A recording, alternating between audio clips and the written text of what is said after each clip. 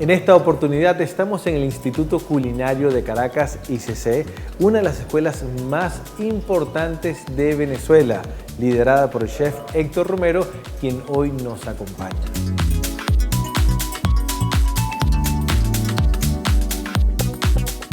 Uno de los temas más importantes que debemos hablar los cocineros hoy en día es el cambio generacional que se está viviendo. Tenemos en esta oportunidad a los millennials, esa generación que va desde 1990 hasta hoy en día, están irrumpiendo en el mercado laboral, son emprendedores, tienen una visión muy diferente del mundo y están cambiando las reglas de juego de la gastronomía mundial. Cuéntanos cuál es tu visión sobre este tema. Mira, yo creo que como todas las generaciones, pues tienen cosas que decir a su manera y en su tiempo también, por lo cual, pues es un espacio absolutamente fértil y rico y explosivo y tiene todos esos códigos propios de un grupo de gente que quiere, pues, transgredir y quiere proponer cosas distintas. Eso siempre va a resultar interesante porque creo que es ahí donde se gestan las posteriores vanguardias, ¿no? O lo que se ha definido como vanguardias en muchos aspectos también, porque pues las vanguardias es un término que la verdad pues ocupa todo lo que tiene que ver con el hombre, no solamente desde el punto de vista culinario o gastronómico, lo cual va a suceder entonces en cualquier campo, ¿no? En las artes o en el cine o en cualquier cosa va a haber este efecto, digamos, promovido y gestionado por una nueva generación de personas que tienen pues cosas nuevas que decir. A mí lo que me resulta interesante, digamos, el círculo se expandió de nuevo y hay como un lenguaje mucho más universal, una participación también mucho más universal.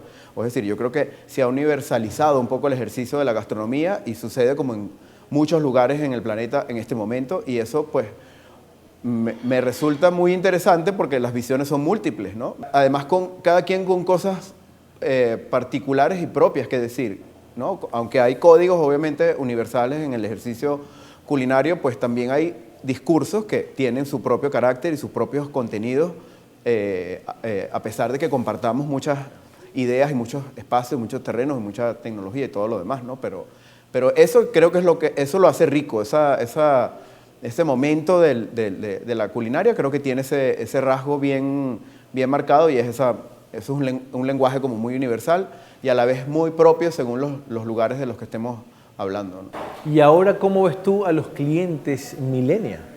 Lo veo igual, porque lo veo también con una visión mucho más universal de las cosas, ¿no? Sea en Asia, o sea en Norteamérica, o sea en Sudamérica, o sea en el centro de Europa, o en países escandinavos, donde sea, hay un mercado que responde a estos nuevos discursos, ¿no? Y de nuevo yo creo que los movimientos cuales fuesen, se conforman de los que los plantean y de los que los consumen y finalmente los reconocen y los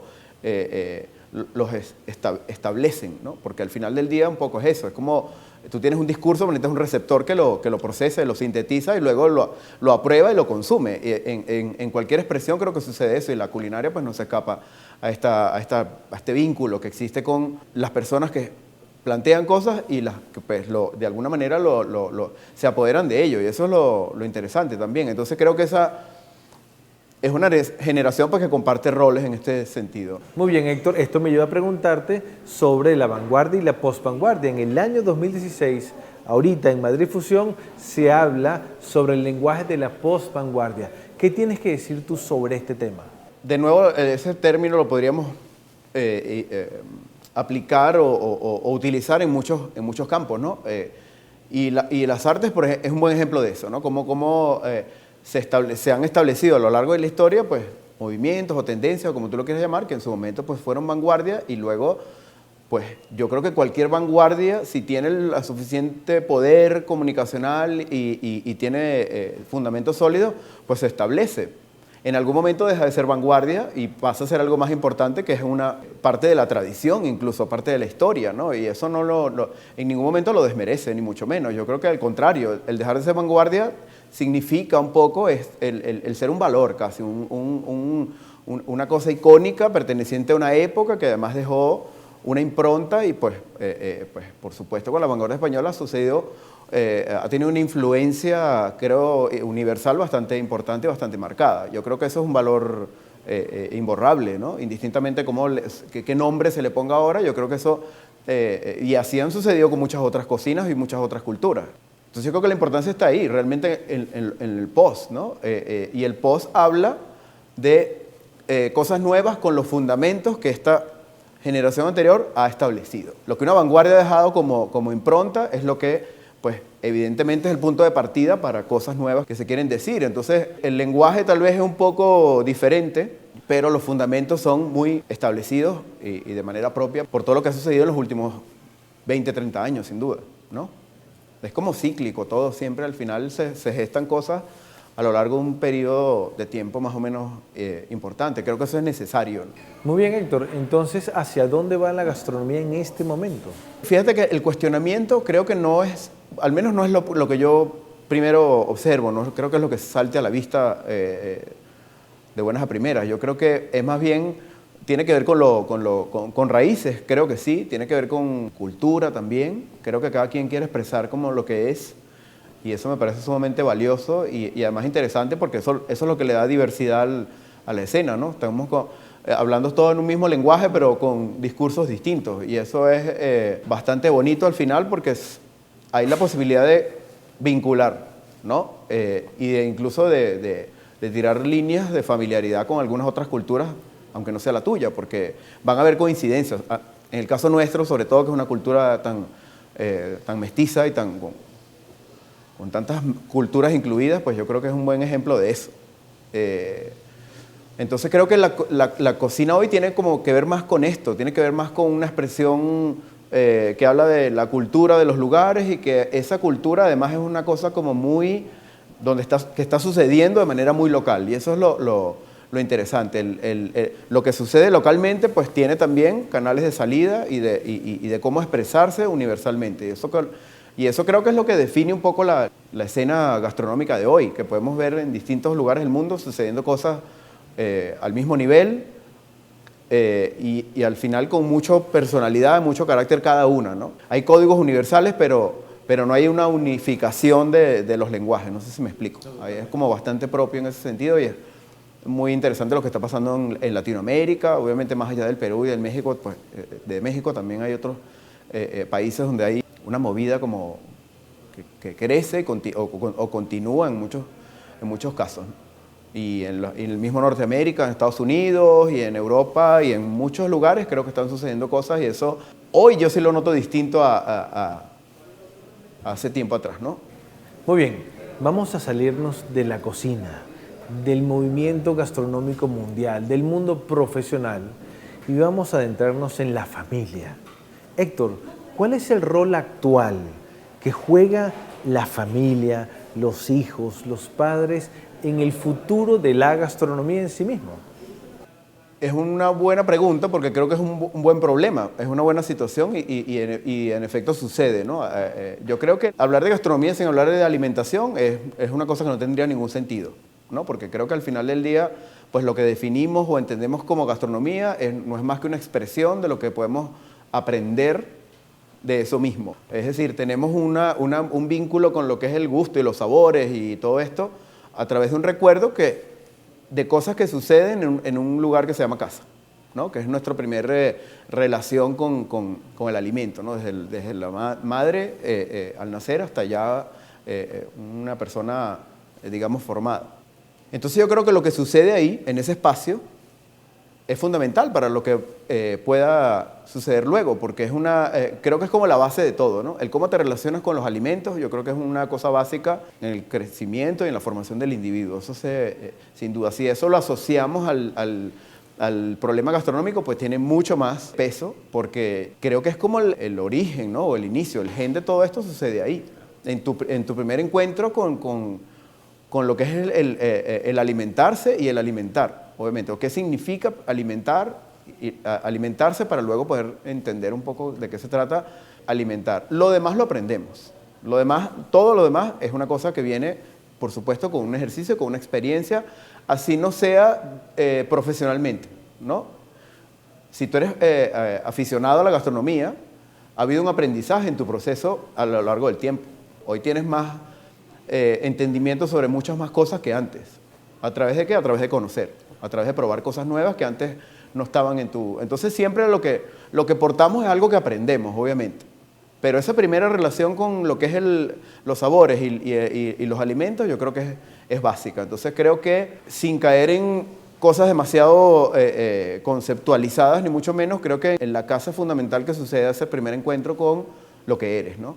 Y yo sí creo que de alguna manera eso hoy sucede, ¿no? Esa retoma de nuestros espacios cultural y racial, en muchos casos, aunque no me encanta ese término, habla un poco de esas cosas, ¿no? De la expresión de lo que somos como cultura, como personas, como familia también, y tiene que ver con todo eso. Y en Venezuela, que es pues, bastante diverso y heterogéneo eso.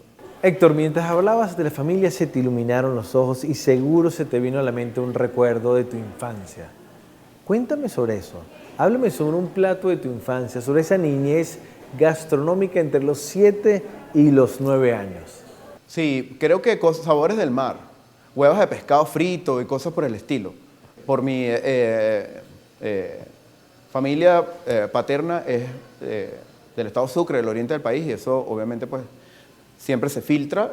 La cultura de los lugares, aunque yo soy caraqueño, pues obviamente tengo referentes muchos referentes del oriente del país por múltiples razones. Pero una de ellas es la familiar. Y pues sabores del mar o productos del mar son cosas que para mí son bastante familiares y que en efecto ocurren en esos recuerdos de lo que tú, ¿Cómo fue lo de la hueva de lo que tú hablas? ¿Quién la preparaba? ¿Tu mamá? Sí, más por mi papá. Muy bien, Héctor. Entonces, cuéntame sobre eso. Háblame sobre tu padre, sobre esas huevas fritas. ¿Qué significó eso para ti? Tiene que ver con lo que acabamos de hablar inmediatamente. Creo que tiene que ver con ese pase de testigo, puede ser, ¿no? Esa transmisión de códigos. De una acción absolutamente natural y espontánea y casual. Obviamente, en el tiempo tú lo comprendes como lo conceptualizas de otra forma, ¿no? Tal vez. Más simbólicamente. En el momento, pues es simplemente una situación anecdótica para el futuro. Pero creo que la naturalidad es lo que podría yo, con lo que podría sintetizar momentos así, ¿no? En una acción natural y por ende, por iguales, y de alguna manera emulas, ¿no? Copias, modelos, patrones. Se hace de la misma manera, natural. Y yo creo que ahí es donde la herencia pues tiene un efecto imborrable. Sin duda, Héctor, el recordar es inspirarse. Es el camino que todo cocinero debe conseguir. Ahora, Héctor, tú has viajado por toda Latinoamérica. Tú eres una referencia regional en cuanto a la gastronomía contemporánea.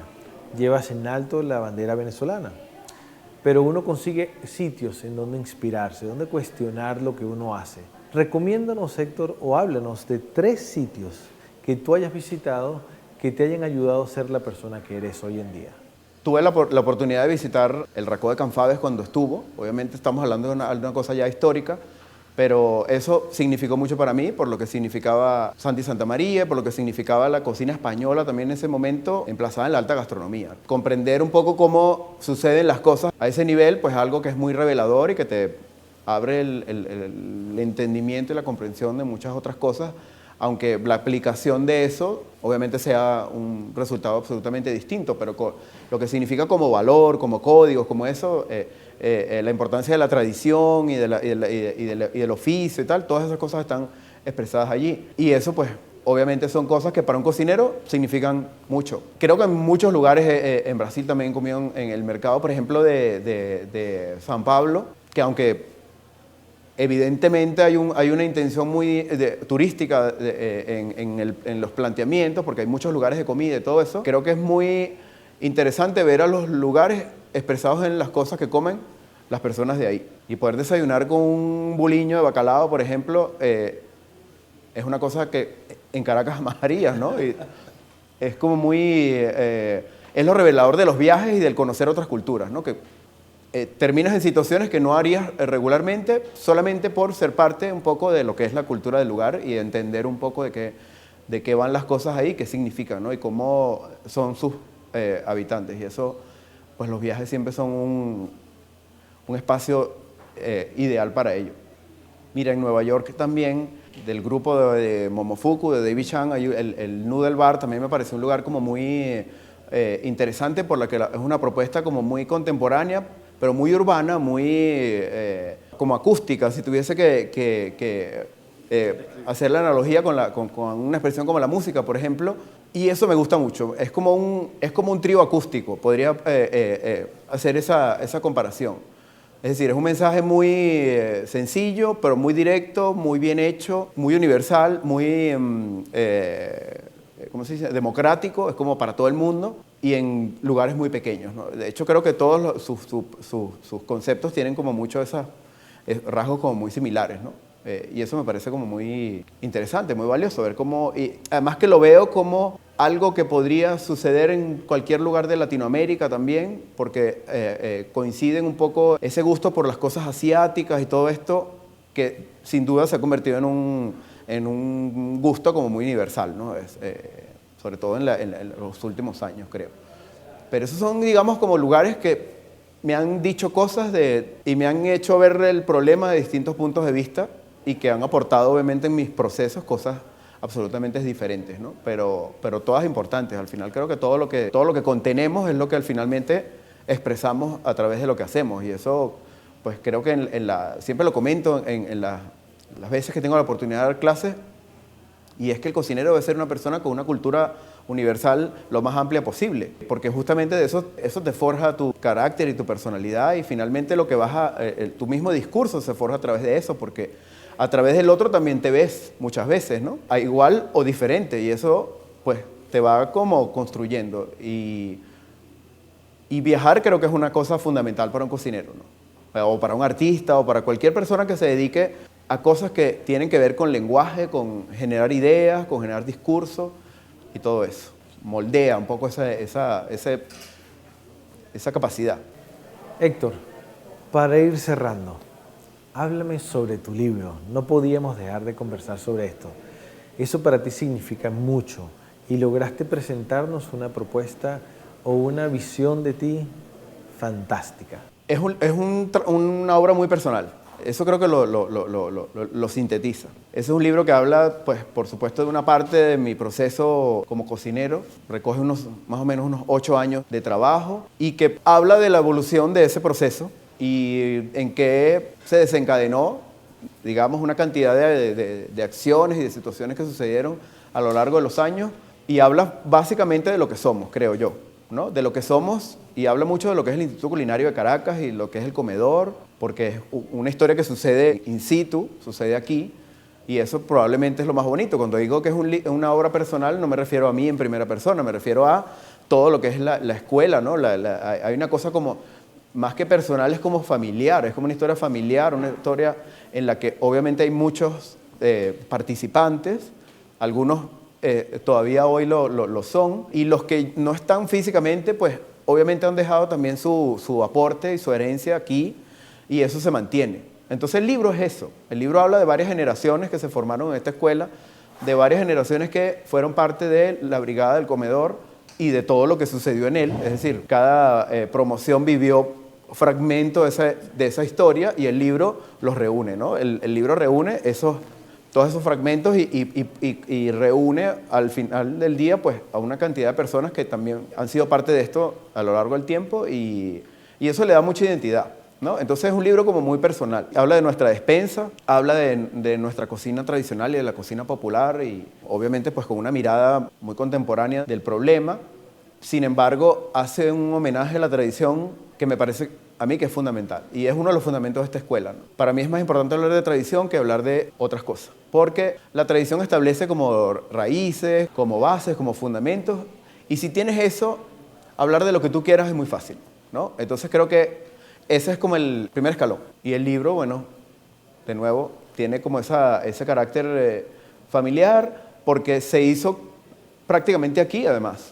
Rosana Ituri es la editora, que digamos que es una persona como muy cercana profesionalmente y también personalmente. Ella y un equipo de trabajo muy cercano a ella. Igual sucedió conmigo aquí. Digamos, esos talentos se reunieron y todo se hizo en casa. Eso, pues, por supuesto, le da un carácter muy particular y muy especial al libro, ¿no?